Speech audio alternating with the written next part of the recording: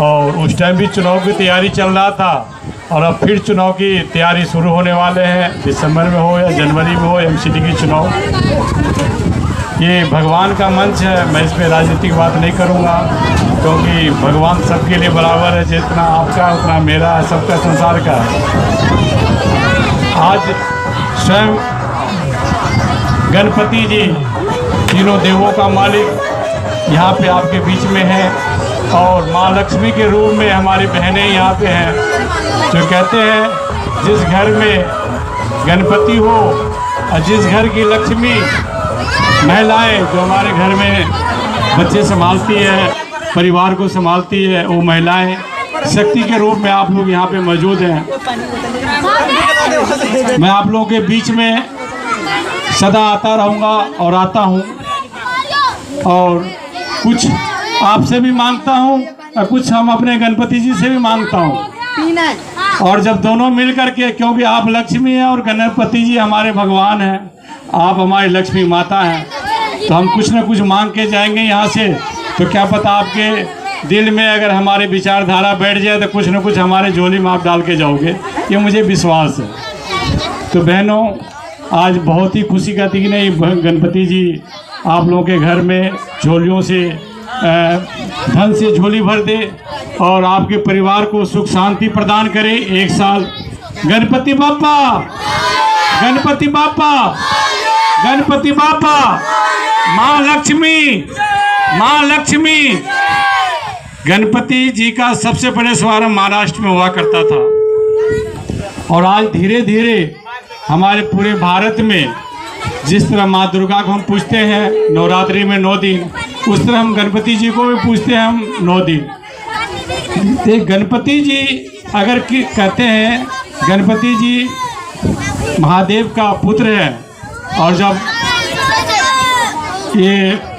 जब इसको बोला आप तीनों लोगों का भ्रमण करके आइए, तो उनका जो बड़ा भाई था, क्या नाम था, कार्तिक जी, कार्तिक जी को तो मिला हुआ था हवाई जहाज। तो कार्तिक जी इतने वारदार थे, अरे मैं तो तीनों लोगों का भ्रमण करके आ जाऊंगा, मैं तो बहुत जल्दी जैसो पृथ्वी का चक्कर लगा के आ जाऊंगा। कार्तिक जी अपना हवाई जहाज से उड़ने लग गए और गणपति जी बेचारा मूस की सवारी इनका, तो सोचा हम कहाँ जाएंगे। तो उन्होंने माँ बाप का, माँ पार्वती और भोले शंकर का परिक्रमा करने लग गया। जब परिक्रमा हो गया तो गणपति जी सबसे पहले बोला, प्रभु मैं तो पूरा परिक्रमा कर लिया, पूरा भ्रमण कर लिया हूँ। बोला आप तो कहीं गए नहीं। बोला आपसे बड़ा यहाँ पे कौन है, तीनों लोगं का स्वामी तो आप खुद है, महादेव जी, हमारी माँ पार्वती जी, इससे बड़ा तो कोई है ही नहीं।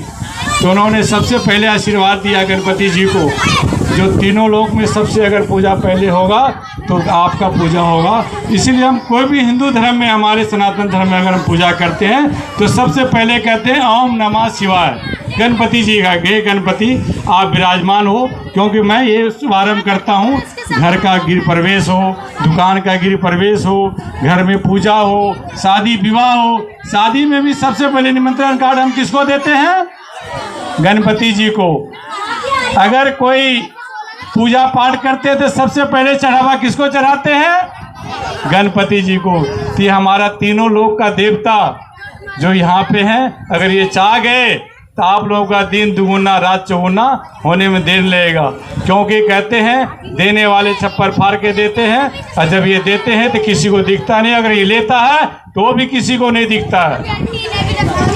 इसीलिए आप लोग भक्त जितने भी यहाँ पे हैं, हमारे लक्ष्मी के रूप में माताएं, मैं यही कोशिश करूँगा ये इसका गुणगान हर साल उषा पांडे जी आप लोगों के बीच, आप लोगों के माध्यम से करवाती रहती है और हम भी यहाँ आते रहते हैं। ईश्वर से मैं प्रार्थना करता हूँ जो मैं भी यहाँ सदा आते रहूँ, जब तक मेरा जीवन है इस धरती पे, मैं गणपति जी को भूलूंगा नहीं।